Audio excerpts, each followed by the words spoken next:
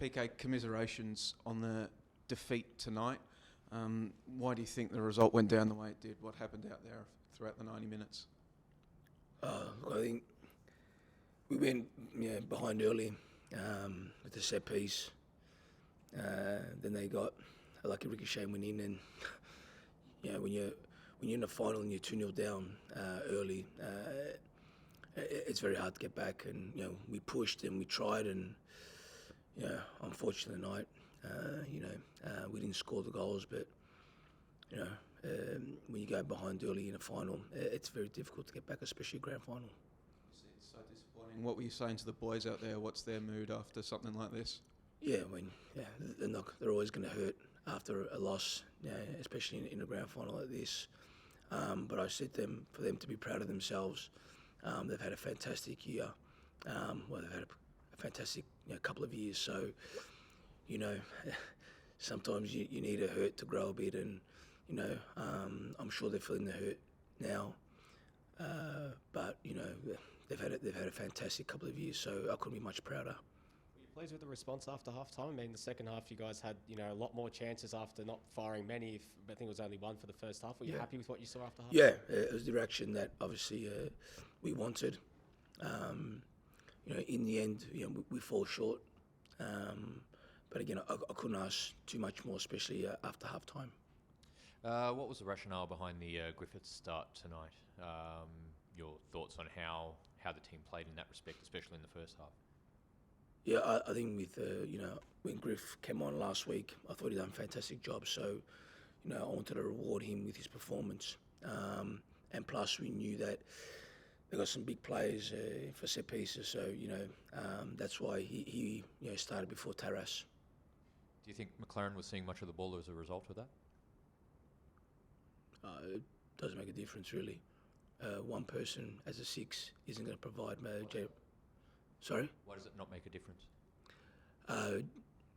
Griff is number 6, so he's the one that's the anchor.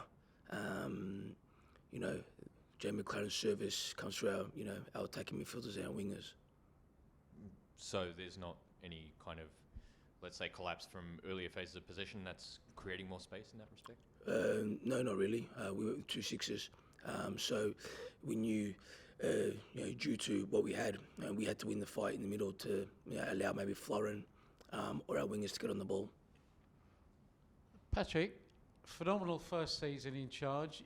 You were very conscious this time last year to give a lot of the credit to Eric Bombert, and you said you were communing almost weekly with Eric, and it was like a coaching partnership. Was that very different this year? Were you sort of flying solo this year, or was Eric still part of your... Yeah, I speak to Eric quite a lot. We speak about football, obviously our team and then what he's doing at sort of Twa, and, we're just trying to learn as much as you can from a person that, has a phenomenal football knowledge. Given all that, as I said, you had a phenomenal debut season. Is there a part of you that thinks, you said your players sometimes have to hurt to improve. Is there a part of you that thinks, I can be a better coach now, I know what it feels like to fail? Yeah, of course. I've been coaching as a head coach for 2 years. 2 premierships and a grand final, I think is a remarkable achievement by the players. Yeah, I can always learn. I learn every day. I'm not perfect, so it will hurt myself as well. But it's part of your role as a coach. You win and you lose. It's how you can improve, and it's how I can improve as well.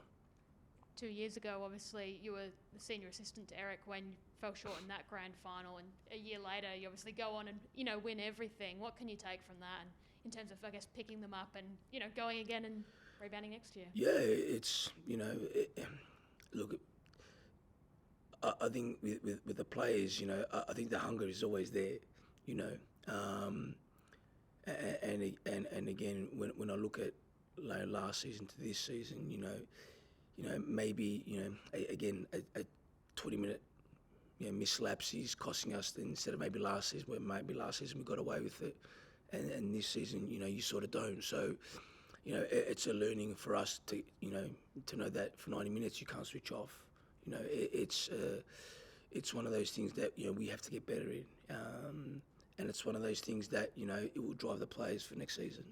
Last two questions. We saw last year Marco Tilio have such an impact in the grand final and the finals. We didn't see him really start come this pointy end. Just the decision making behind that. I know Florin had such a good season. Yeah, again, you have to go with your gut, and my gut was telling me to start Florin and to start Matthew. And obviously when Marco came on, I decided to put him on, to change the game a bit and put Licky inside.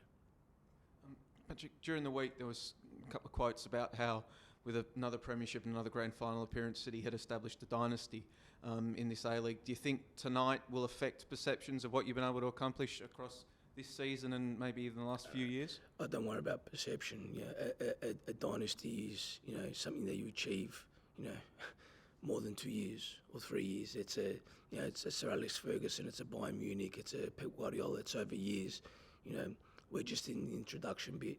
That's a dynasty. Dynasty is a long time for us. We're in the introduction. We've just started, and again, it's something that we can grow from.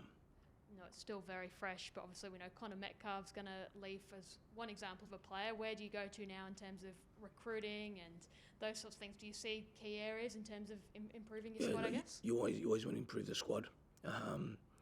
It's just where do we do that, and who is, the right fit for us.